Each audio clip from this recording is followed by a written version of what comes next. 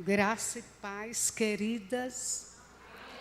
Que bom ver uma igreja repleta de mulheres, né? Temos os dois homens aqui na mídia, mas, na verdade, o nosso programa é para as mulheres e eles sabem disso. Não é verdade? Deus nos escolheu, né, para sermos filhas e servas. E Deus nos fez família. Gosto muito de pensar nisso. Deus nos fez família. Por isso que vem da igreja congregacional, da igreja batista, né? Acredito que algumas da Assembleia de Deus ou outras denominações, não sei, mas uma coisa é certa, somos a família de Deus, não é verdade? Unidas no nome de Jesus. Então, é bom a gente ser crente. Eu gosto de dizer assim, é bom a gente ser crente. Por quê? Porque a gente se torna família de Deus. Nossas diferenças não pesam muito, não é? Dentro da própria família, não tem um DNA igual. Não é verdade? Quanto mais, né, fora da família, falando da família de sangue, né? Não tem. Então, Deus nos fez diferentes na personalidade.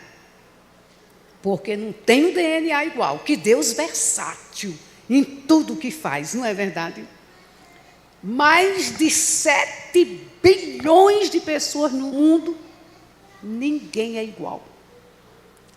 Porém, todos são humanos, todos são identificados como mulheres, homens e mulheres, dentro da sua cultura, do seu contexto, né? As variedades de cultura, mas uma só raça.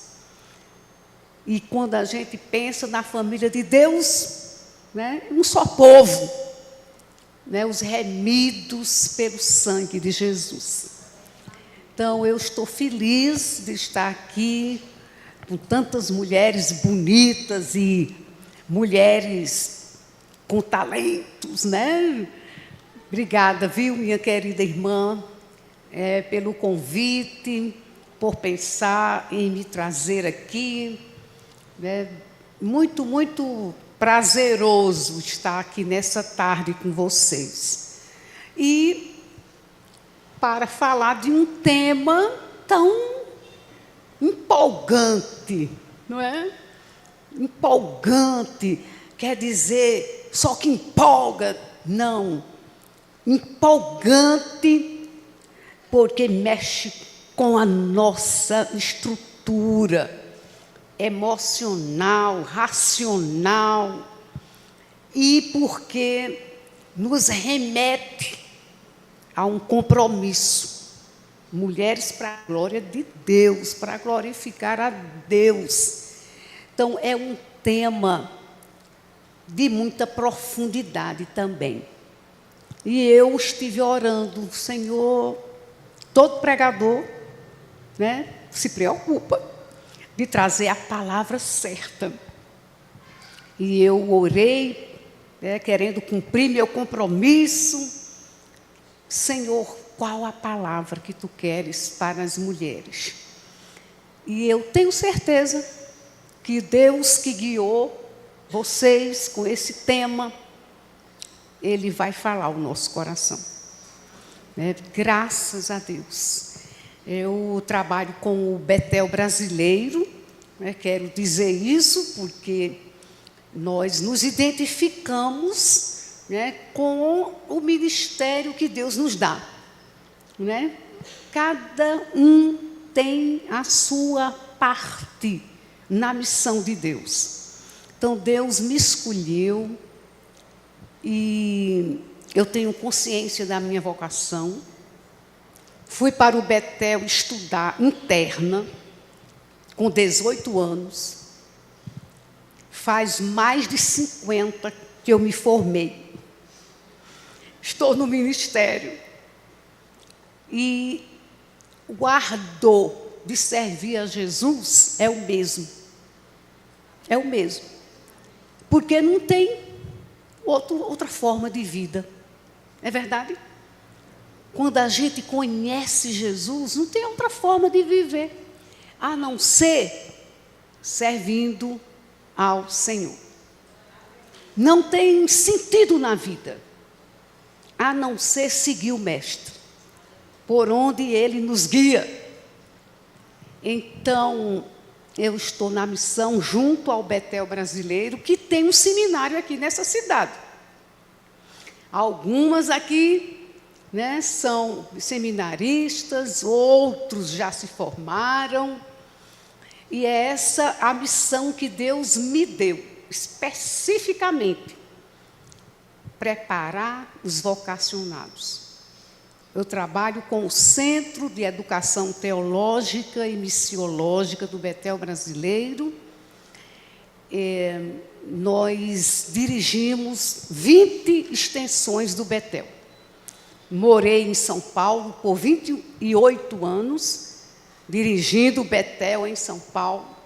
Há 5 voltei. Há 2 semanas eu estava em Indonésia, na ilha de Sumatra, com um treinamento de obreiros locais. Estou contando isso para dizer para você que não tem idade. Não tem idade.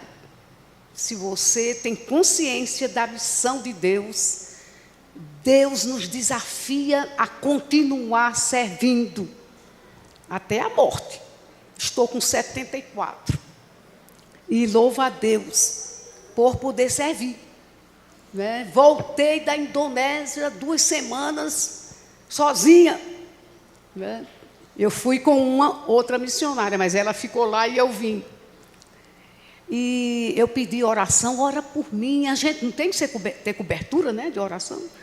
E Deus ouviu as orações e eu voltei com muita alegria por tudo que Deus fez, por tudo que Deus faz na nossa vida.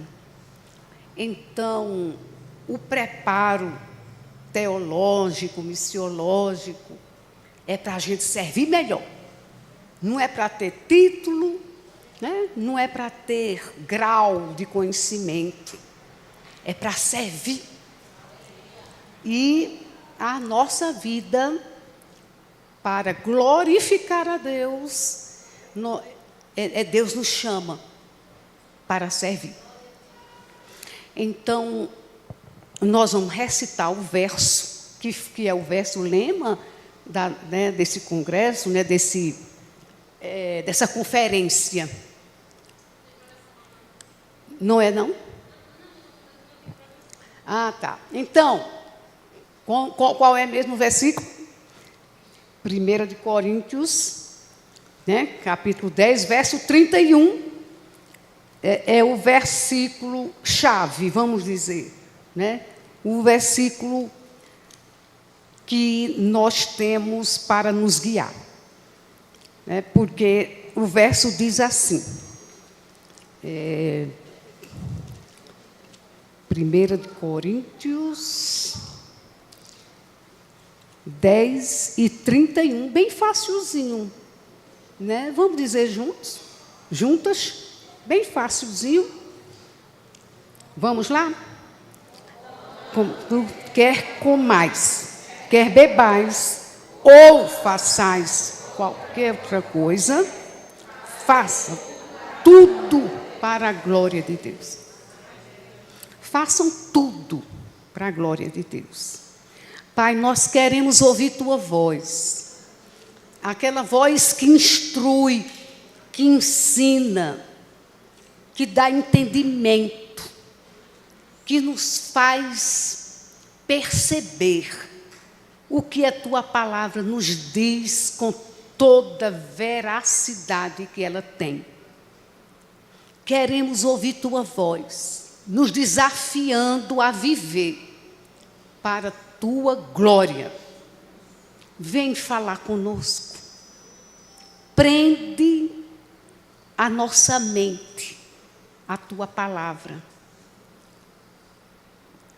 Traz ao nosso coração o desejo de seguir as instruções da tua palavra. Queremos ouvir tua voz, mas também queremos praticar, atentar, atender a tua voz. Rogamos pela vida de cada uma das tuas filhas, que a tua palavra enriqueça o coração, que a tua palavra traga gozo, que a tua palavra encoraje cada uma de nós, Senhor, a vivermos para a tua glória, em nome de Jesus. Amém. Quando a gente lê esse versículo, parece que Paulo está tratando de coisas bem ordinárias e, ao mesmo tempo, bem extraordinárias. Ordinárias porque ele está dizendo, você vai comer, você vai beber. São coisas ordinárias da vida. A gente fez agorinha ali, não é? Nesse lanche tão farto que nos proporcionaram, né? São coisas comuns da vida. Mas aí ele traz uma verdade teológica, uma verdade transcendental. Tudo é para a glória de Deus. Então, quando essa palavra nos diz essa verdade, o que é que Paulo está dizendo? Paulo vai contrariar. Estou falando que vai contrariar, vai se opor a 3 coisas. Uma vida religiosa. Fazer tudo para a glória de Deus contraria a perspectiva de religião. Não sei se todas que estão aqui, né, são evangélicas, mas a gente sabe que ser cristão não é ser religioso. Uma pessoa religiosa é uma pessoa cumpridora de regras, cumpridora da liturgia. Ela vai para o culto para cumprir aquele programa do sagrado. Mas terminou o culto, ela vai viver a vida dela. Mas ela confessa o seu dogma, ela confessa a sua religião. Então, por que eu estou dizendo que Paulo contraria a vida religiosa? Porque ele está dizendo tudo que você fizer. Não é somente quando você está no templo, não é somente quando você está em atos que nós chamamos de espirituais. Não é isso mesmo? Não é. Então, o que é que eu estou dizendo? Eu estou dizendo que viver para a glória de Deus não cabe a uma pessoa que tem uma vida religiosa. Porque o tudo não combina com religiosidade. Segunda coisa, Paulo está contrariando. Ele está contrariando viver uma vida centrada em si mesmo. A pessoa que vive uma vida centrada em si mesma é aquela que faz as coisas porque ela se julga capaz de fazer. Porque ela pode fazer. Porque ela crê que pode fazer. Confiando em sua capacitação, e trazendo para si os resultados. Você viu o que eu fiz? Então, a pessoa centrada em si, ela se promove naquilo que faz. Porque ela é aquela narcisista, não é? Que olha para si como sendo a pessoa única que é capaz de dar conta daquilo que é colocado na sua mão. Uma vida centrada em si mesma não pode fazer tudo para a glória de Deus, porque ela quer atrair para si mesma a glória. Então, ela quer ouvir os aplausos, ela quer ouvir aquela pessoa que reconhece o que ela faz e eleva. A gente gosta de dizer, na conversa comum, né, que amassageia o ego. Já ouviram isso? Amassageia o ego. Porque eu mereço, né, que você reconheça aquilo que eu fiz. Então, é impossível fazer tudo para a glória de Deus se a nossa vida é centrada em nós mesmos. Paulo está contrariando isso. Terceiro, Paulo está contrariando, com essa frase, viver na dependência, não viver na dependência da graça. Porque se tudo eu faço para a glória de Deus, eu só posso fazer para glorificar a Deus se for na dependência da graça de Deus. Porque sem a ação da graça de Deus, não existe glória para Deus. É impossível. Eu gosto muito de dizer nas minhas aulas, né, para o seminário, trabalho com seminarista há décadas, essa frase que eu vou dizer para vocês. Na graça não há glória. O que é que eu estou dizendo?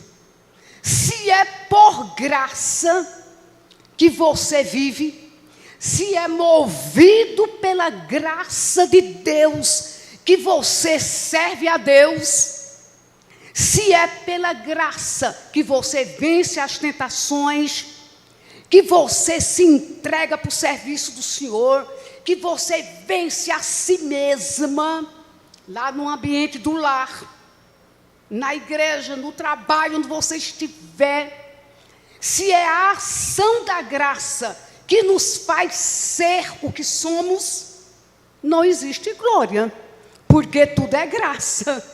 E se é graça, não é glória pessoal. Não pode. Aí Paulo pergunta, como vai se gloriar naquilo que você recebeu? Você pode?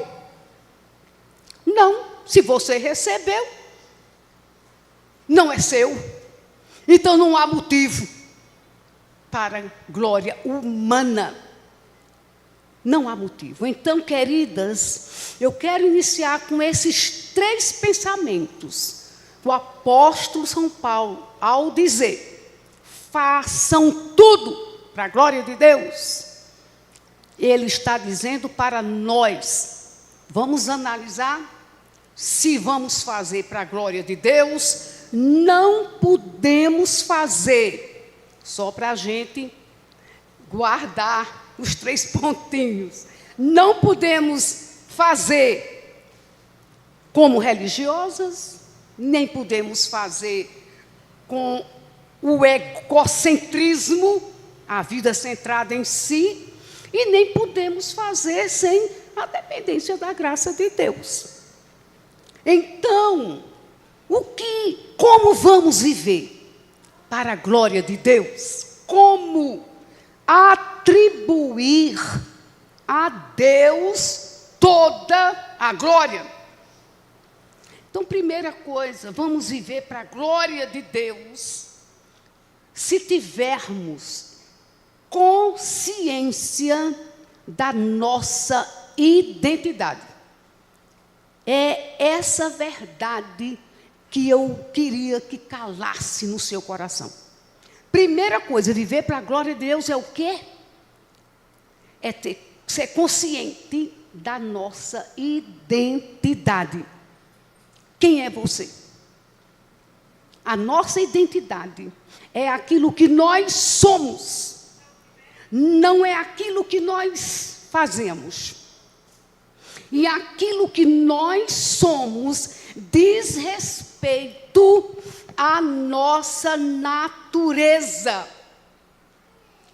A nossa identidade diz respeito àquilo que Deus fez em nós. E a primeira ação de Deus na nossa vida, que nos faz ser como um ser ideal que glorifica a Deus, é nos tornar uma nova criatura. Não é tão simples assim. O Evangelho é puro e simples, né? Como diz o C.S. Lewis. É puro e simples. Nova criatura, porque as coisas velhas já passaram. Tudo se fez novo. Sua vida após a conversão é vida nova, porque você tem uma nova identidade.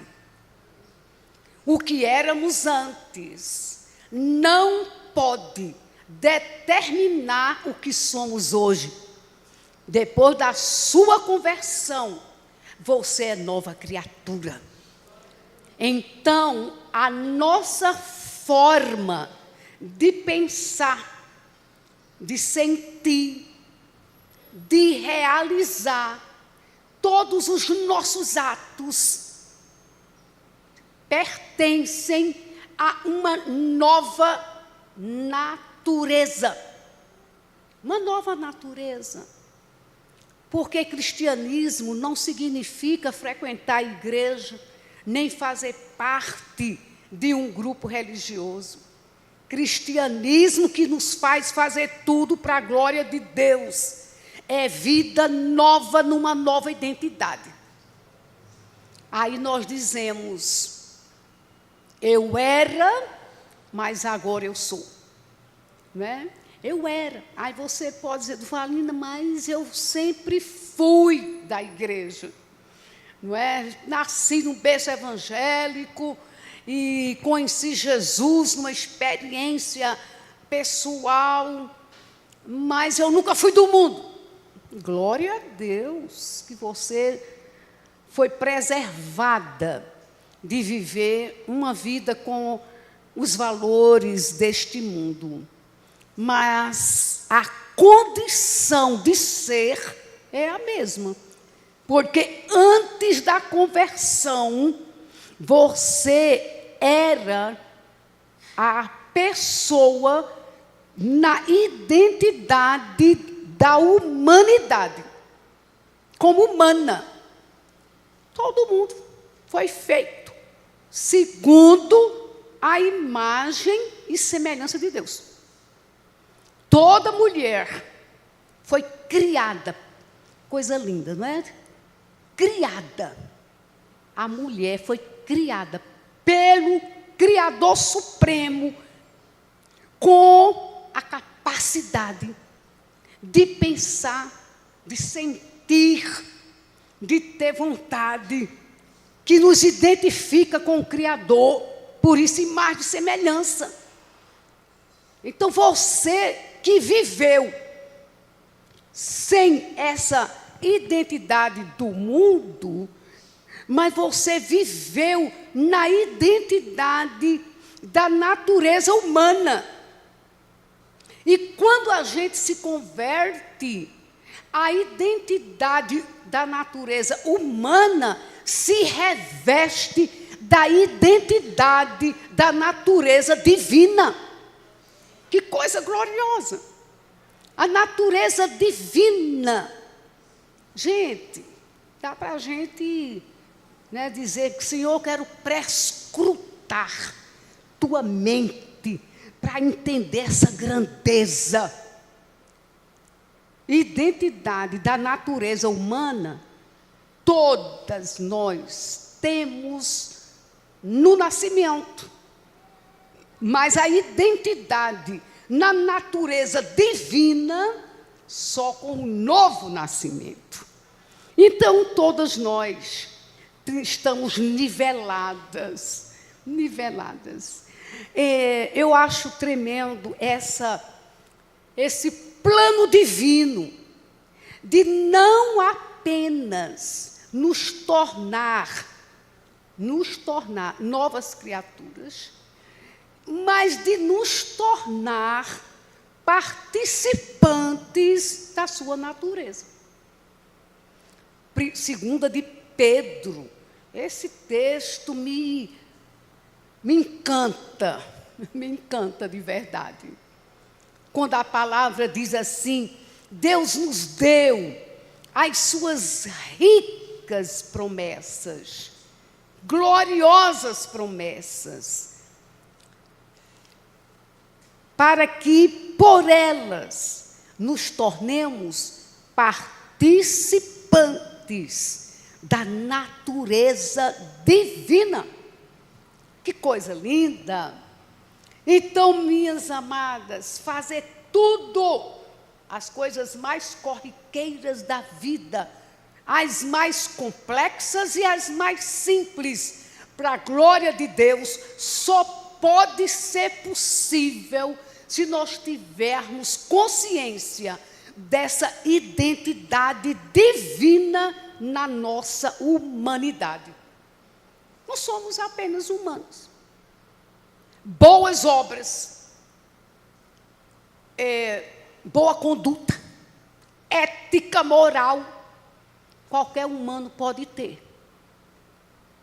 Claro, é humano. E Deus fez a sua imagem e semelhança e pode ter.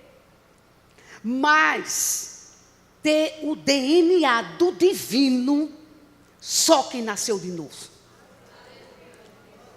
E só quem nasceu de novo pode dizer, pela natureza divina, latente no meu interior, tudo o que eu fizer será para a glória de Deus. Do contrário, não pode glorificar a Deus, porque por melhor que façamos, por melhor que a pessoa faça, sem a identidade divina, não corresponde ao caráter divino. Percebe como é glorioso? Não corresponde. Porque só corresponde ao caráter do divino aquilo que você faz a partir da natureza divina que está em você. É glorioso demais, mas também é muita responsabilidade. Porque nós não queremos apenas ser conscientes da natureza divina que temos. Nós precisamos agir de acordo com essa natureza. Então, a nossa identidade é só por ela que somos capazes. Por quê? Porque ela expressa a vida de Deus, os valores de Deus. Ela expressa os princípios divinos contidos nessa palavra. Por isso que precisamos conhecer a palavra. Porque a palavra de Deus é espelho. E quando a gente olha para a palavra, a gente pode se ver. E a gente pode dizer, estou agindo alguém que de fato tem a natureza divina. Somos filhas de Deus. Que privilégio. Filhas de Deus, com a expectativa, a esperança da manifestação plena de Deus em nós. Porque hoje a gente crê, é a fé que diz que você nasceu de novo. É pela fé que você declara: eu tenho participação na natureza divina. Ou não é? É a fé que nos diz. Porém, queridas, essa fé nos chama para uma expectativa futura, que não é apenas uma confissão ou uma declaração de fé, é uma manifestação visível de Deus. Nós aguardamos isso. 1 de João, capítulo 3, versículo 2. Filhinhos. Aí eu vou dizer para você, filhinha, agora somos filhas de Deus. Estou citando o texto, só que eu estou colocando no feminino. Filhinhas, porque assim como a palavra se refere aos filhos, se refere às filhas, para Deus é a mesma coisa. Deus não faz distinção de gênero. Filhinhas, somos filhas de Deus, mas ainda não se manifestou o que havemos de ser. Quando Ele se manifestar, seremos semelhantes a Ele, porque o veremos como Ele é. Glória a Deus. Aí não é somente uma questão de fé.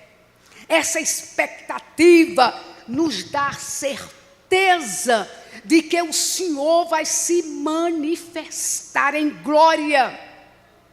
No segundo advento, nós aguardamos esse Cristo, e aí seremos semelhantes a Ele, não apenas na natureza espiritual, mas também na nossa expressão corporal, porque seremos transformadas com o corpo semelhante ao do Cristo glorificado.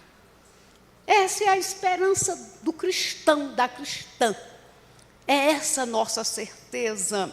Então, somos filhas e aguardamos com expectativa. O que é que faz seu coração bater? Bater forte. Alguma coisa extraordinária que acontece na família. Que coisa boa. Coração pode bater por um emprego novo para sua filha, para o seu filho, para você, para o seu marido. Pode bater forte, né, por ver o filho passar no Enem, não é? E entrar na universidade. Há muita coisa boa que Deus pode fazer bater seu coração, mas nada se compara a essa expectativa gloriosa de sermos semelhantes a Ele, aguardando a manifestação do seu Filho. Glória a Deus por isso. É essa identidade que pulsa dentro de nós, que nos faz dizer: eu quero viver para a glória de Deus. Porque eu não estou apenas com expectativa nessa vida presente, porque por mais expectativa dessa vida presente, ela é passageira. Passou no Enem, foi para a faculdade, se formou. E aí a vida continua. É só isso a vida? Não. É só ter um bom emprego, conseguir a casa própria? Não. Então é mais. O coração deve bater por algo mais. Quando temos essa expectativa, nós temos a graça de dizer: seja o Senhor glorificado naquilo que eu tenho e naquilo que eu gostaria de ter e ainda não tenho. Mas que o não ter não me abala, porque é a coisa mais sublime que eu espero, a coisa mais gloriosa que eu estou aguardando. A vida não se resume a essa vida. Não se resume. Então, viver para a glória de Deus é com consciência da identidade. Somos chamadas para viver na consciência de que estamos sendo aperfeiçoadas até o dia de Cristo. Porque nossa nova identidade nos chama para o aperfeiçoamento. A certeza da regeneração, a certeza de que somos novas criaturas, nos chama para uma vida de santidade. Uma vida que revele a nossa identidade. Então, se a nossa vida revela a identidade divina em nós, a nossa forma de falar, de agir, de pensar, de comer, de deixar de comer, de estudar, os relacionamentos, tudo tem um novo sentido. É para a glória de Deus. A nossa identidade vai sendo aperfeiçoada, porque a vida cristã é uma constante transformação. Uma constante, não é porque naquele dia que eu levantei a mão, agora eu sou uma nova criatura. Ali é o primeiro passo, mas o Senhor nos chama para viver essa vida de identidade divina em nós. Aí o apóstolo São Paulo diz em Filipenses, no capítulo 3, o apóstolo diz assim, Filipenses 3, 12 a 14, vou citar só algumas partezinhas. Paulo diz assim: eu não digo que eu alcancei a perfeição. Se Paulo diz isso, será que a gente pode dizer? Não digo que alcancei. Estou no processo. Não estou sendo literal. Literalmente está dizendo, não alcancei, mas eu prossigo. Eu estou caminhando para esse alvo. O alvo da soberana vocação de Deus em Cristo Jesus. Eu estou me aperfeiçoando todo dia, para que eu possa dar glória a Deus pelas coisas boas que me acontecem, mas que eu também tenha a graça de dar glórias a Deus por aquelas coisas que não aconteceram do modo que eu planejei, como eu pensei, mas que eu as recebo para a glória de Deus. Porque Deus não é glorificado apenas naquilo que satisfaz o nosso coração. Por isso, nós não podemos ter uma relação de barganha com Deus. Se o Senhor me der, eu vou te servir. Se o Senhor me der, eu vou dar o dízimo. Se o Senhor me der, não existe isso. O verdadeiro cristianismo é uma chamada para entrega total e absoluta de tudo que somos e de tudo que temos, porque tudo é para a glória de Deus. Esse é o verdadeiro cristianismo que a gente deve confessar. Então, amadas, consciência do ser, da identidade. Agora, consciência dos dons e dos talentos. Reflita comigo isso. Deus nos deu uma nova identidade. Para quê? Somente para nos satisfazermos com essa nova natureza? Não. Ele nos chama para glorificar a Deus no serviço a Ele, na missão que Ele tem para cada uma de nós. Então, dons e talentos. Você é consciente dos seus dons, dos seus talentos? Já identificou quais são? É preciso identificar. Por isso é importante refletir como é que você faz as coisas. Porque aquilo que você tem prazer de fazer, habilidade de fazer, capacidade para fazer, está provando que você tem um potencial a desenvolver. Então vamos descobrir, identificar os dons. Porque é com os dons e a vocação que a gente glorifica a Deus, minha irmã. Para a glória de Deus, não é somente quando nós temos a capacidade de fazer coisas grandes. Quando eu digo coisas grandes, é porque quando a gente vê aquela pessoa na mídia, né, que está com 1.000, 2.000 ou milhões de seguidores, então parece que aquela pessoa é grande. Né? Quando a gente vê uma pessoa com muita projeção social, ou até ministerial, aquela cantora, né, que atrai multidões, o que glorifica a Deus é aquilo que você faz a partir da sua identidade projetada nos seus dons e nos seus talentos.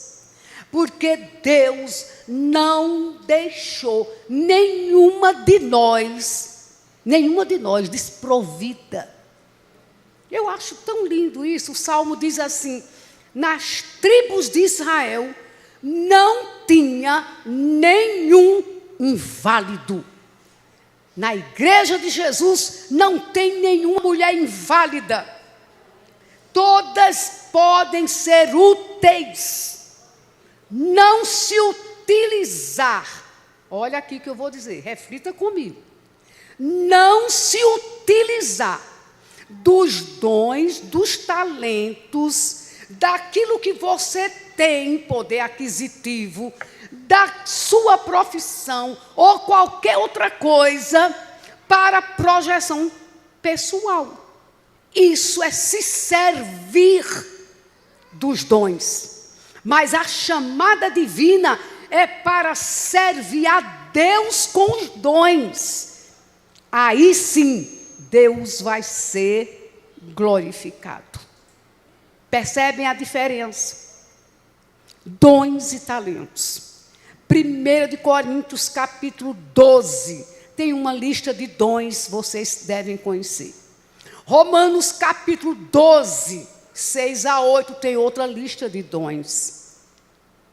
Em 1 de Pedro, capítulo 4, 10 e 11, tem outra lista de dons. E Efésios 4, 11.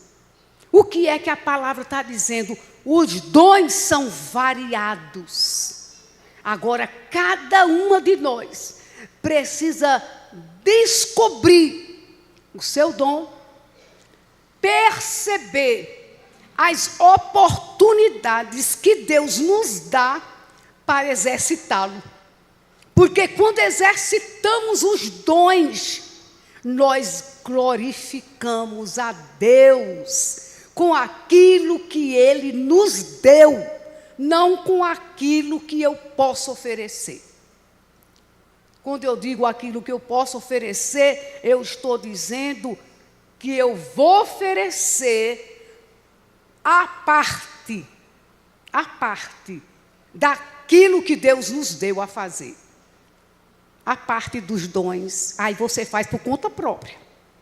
Agora, quando você faz na capacitação do Espírito Santo, aí é diferente. Aí tudo vai redundar para a glória de Deus. Minha amada, tem um livro que eu queria aconselhar você a ler. Um livro de um psiquiatra cristão, francês ele, Paul Tournier. E nesse livro, o nome do livro é A Missão da Mulher. E ele está dizendo assim, entre outras coisas, a missão da mulher é humanizar o mundo. Porque os dons e a vocação da mulher é um instrumento pelo qual o Espírito de Deus nos usa. Os dons e a vocação do Espírito. Nesse exercício dos dons, nós vamos mudar as pessoas. Quando ele fala humanizar o mundo, é que nós vamos mudar as pessoas. A mulher, a partir do seu lar, começa a mudar o mundo. Porque a educação dos seus filhos é uma forma mais direta como a mulher muda a sociedade. Educando homens e mulheres cidadãos para fazerem diferença na sociedade. Aí eu gosto de pensar. Às vezes a nossa preocupação com a educação dos filhos é que eles tenham uma boa profissão, possa ter uma vida de sustentabilidade, poder aquisitivo e possa ter know-how na sociedade. Meu filho é médico, é engenheiro, é professor, então cada um na sua profissão. Graças a Deus por isso.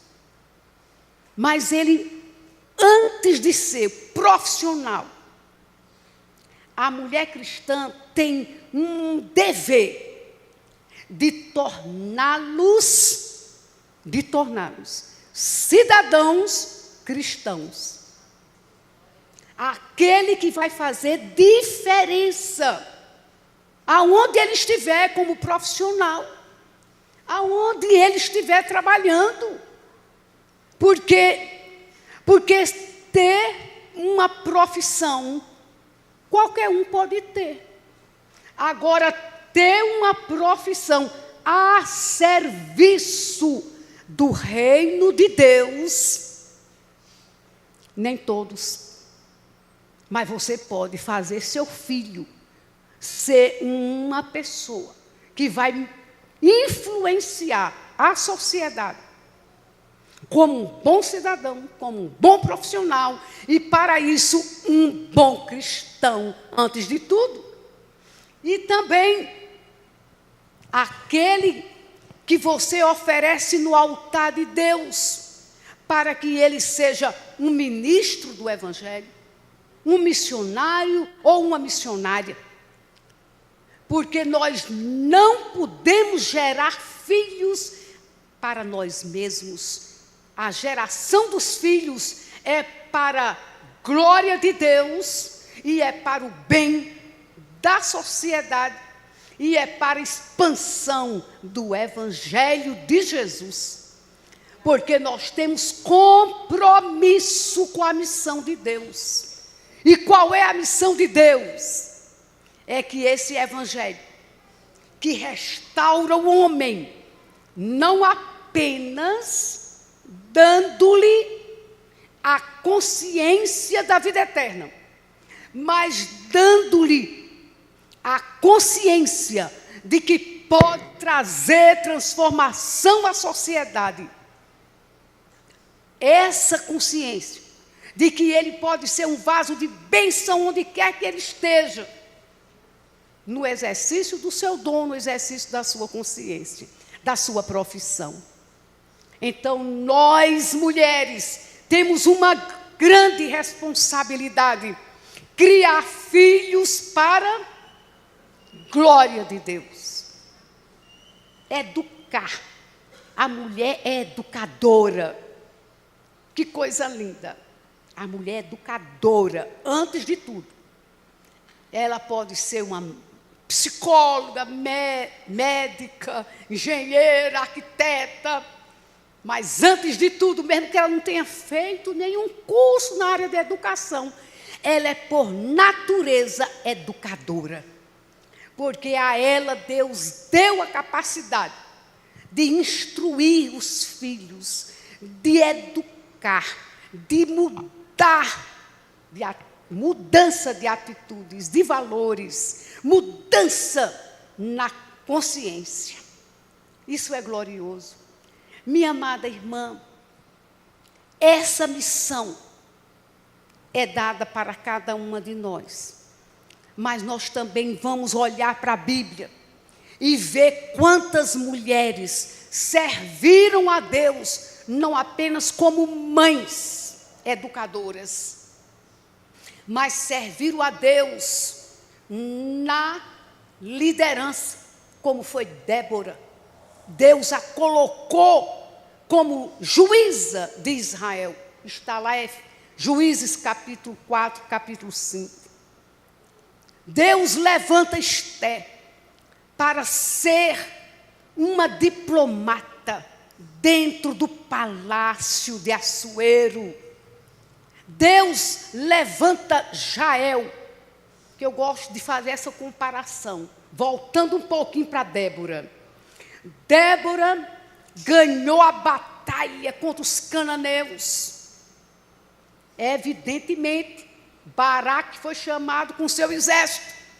Mas Débora disse: nas mãos de uma mulher, Deus vai dar essa vitória. E Deus deu. E Deus deu. Mas a vitória se completou com Jael. Vocês conhecem a história, capítulo 4. Jael era a mulher da tenda. Deus usa a mulher no trono e usa na tenda, cada uma cumprindo sua parte na missão de Deus. Não precisamos de status, não precisamos de hierarquia, de estar no topo da liderança para poder servir. Sem Jael, a batalha não estava ganha. Quando o rei entra na tenda de Jael, é ali que se conclui a batalha contra os cananeus. Deus levanta Maria para ser a mãe do Salvador. E nós sabemos quantas implicações para Maria foi aquela gravidez. Mas ela foi corajosa e assumiu a missão, dizendo: aqui está a serva do Senhor, faça-se em mim segundo a sua vontade. Porque quem impera na minha vida é a vontade do meu Senhor. Deus levantou Maria Madalena para ser a primeira anunciadora do Senhor. O Senhor disse: Maria, vai e anuncia o Cristo está vivo. O Cristo foi ressurreto. Minhas irmãs, nós não precisamos nos deter em nenhuma dificuldade que seja imposta para que cumpramos a nossa parte na missão. Nós não precisamos do púlpito para pregar. Nós precisamos de um coração ardente pelo Evangelho de Jesus. Quando Cristo diz para Maria: anuncia, Ele está dizendo: você pode proclamar esse Evangelho. Você pode. Nós podemos, irmãs. Não precisamos lutar por ordenação ou por qualquer ação da igreja para termos autoridade para falar. Nós podemos ir de casa em casa, nós podemos ir nos hospitais, na penitenciária, no orfanato, nas casas de recuperação. Nós podemos abrir a boca e proclamar que o Cristo está ressurreto. Eu acho fantástico, não é, o texto de Paulo aos Romanos. Todo mundo diz assim, mas Paulo diz que a mulher não pode falar. Ali é outro contexto, não cabe pensar nisso aqui. Aqui eu quero pensar em quê? No apóstolo São Paulo, dizendo para a igreja de Roma, recebam Febe, porque Febe é diaconisa em Cencreia, e Febe é serva da igreja. Minha irmã, vamos glorificar a Deus servindo a igreja de Jesus, com os nossos dons e nossos talentos e com a nossa forma feminina de ser. A feminilidade é uma característica do Deus divino na nossa vida, porque Ele nos fez diferentes do homem, para que possamos expressar o seu amor e a sua graça na nossa forma de ser mulher. Capítulo 16, Paulo fala de Priscila como colaboradora. Versículo 6, saúdem Maria, ela trabalhou arduamente por vocês. Que coisa linda, arduamente, não mediu esforço, estava pronta para servir. Seguimos o Cristo, devemos servir como Ele serviu. A palavra diz, Cristo não veio para ser servido, mas para servir e dar a sua própria vida por nós. Então, glorificar a Deus servindo. Versículo 12, Trifena, Trifosa, mulheres que trabalham arduamente no Senhor. A Pérside também, e a mãe de Rufo. Paulo se refere a muitas mulheres, e também ele se refere, não aqui, mas à primeira igreja da Europa, aonde nasceu, na casa de Lídia, aquela mulher rica que convidou os apóstolos para irem para a sua casa. Servir ao Senhor é a forma mais visível e mais produtiva de glorificar a Deus. Glorificar a Deus não é dar glória. A gente pode dar glórias a Deus, sim, mas glorificar a Deus é uma forma de você dizer, eu posso produzir para o reino de Deus, eu posso produzir para a igreja, porque quando Ele nos chamou para dar frutos. João capítulo 15, verso 5, muito, para que deis muito fruto, muito fruto. Ele nos chamou para produzir para a glória do seu nome. Minhas irmãs, aquilo que Deus colocar na nossa mão para fazer, vamos fazer, com coragem, com destemor, e vamos fazer, entendendo que a capacitação vem dEle. Não é porque somos mulheres que precisamos da capacitação dEle.